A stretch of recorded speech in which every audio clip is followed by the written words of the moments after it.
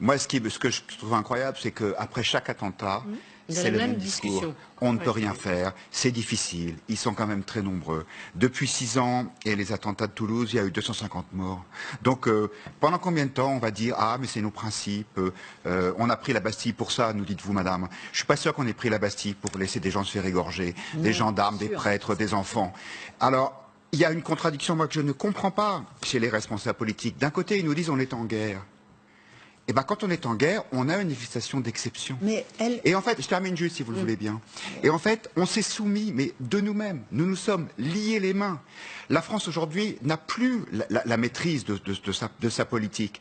Au niveau français, il y a un Conseil constitutionnel qui censure comme il veut les lois votées démocratiquement par le Parlement. Et même si on a des lois qui arrivent à passer, en général, elles sont retoquées par une Cour européenne des droits de l'homme dans laquelle siègent des Turcs, des Azerbaïdjanais, des Serbes et des Albanais qui nous donnent des leçons de droits de l'homme. La réalité, c'est celle-là. Et donc, d'un côté, il y a tous ces grands principes, ces grands discours qui sont tout à fait magnifiques. Moi, j'ai fait un peu de droit, les principes généraux du droit, j'ai appris ce que c'était. Et du coup, l'idée que le droit, il puisse être là pour défendre les citoyens, c'est quelque chose qui a totalement disparu du paysage. Parce que non, il y a nos grands principes. Eh ben oui, eh ben, on aura à nouveau cette discussion après le prochain attentat, après quelques nouveaux morts. Il y a une espèce d'impuissance, mais même plus que ça, de soumission à l'évolution de la France telle qu'elle existe aujourd'hui, qui je trouve est assez sidérant. Ce qui est intéressant, c'est que tout ça se fait au nom de la défense de l'état de droit, alors que tous ces gens viennent tous de lieux où le droit n'existe plus depuis longtemps. Vous avez vu ce qui s'est passé après quand des confrères ont voulu aller filmer dans la cité d'où venait le tueur. Les racailles du coin sont descendus de l'immeuble en disant « T'avances plus loin, on te casse les jambes ».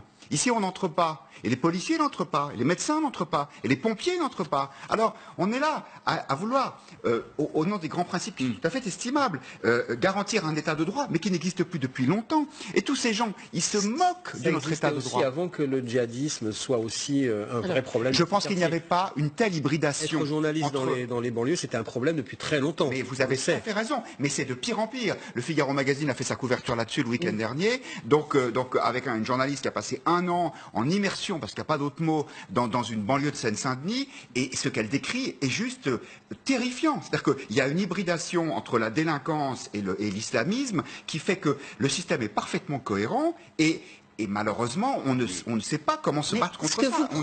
Finalement, ce que vous prônez, c'est œil pour œil, dent pour dent, c'est précisément le droit qui a complètement succédé à la loi du talion. C'est ça l'état de droit. Ce que je voudrais, Madame le juge, c'est que vous arrêtiez de caricaturer ceux qui ne sont pas d'accord avec vous. Je ne veux pas la loi du talion, je veux la justice. J'essaie de vous expliquer que les Français voient attentat après attentat, toujours le même discours, qu'il ne se passe rien et qu'ils disent « qui va nous défendre ?» Vous comprenez? La loi du talion, c'est la vengeance. Je ne veux pas de la vengeance, je voudrais simplement qu'on comprenne, je termine juste, je voudrais simplement qu'on accepte de dire « Ok, nous nous sommes trompés, nous n'y arrivons pas, il faut réfléchir, se remettre un peu en question. » C'est ça que je voudrais plutôt que de dire « Ah, vous voulez qu'on change la loi? On a pris la Bastille. » Non, je suis désolé, ça n'a rien à voir.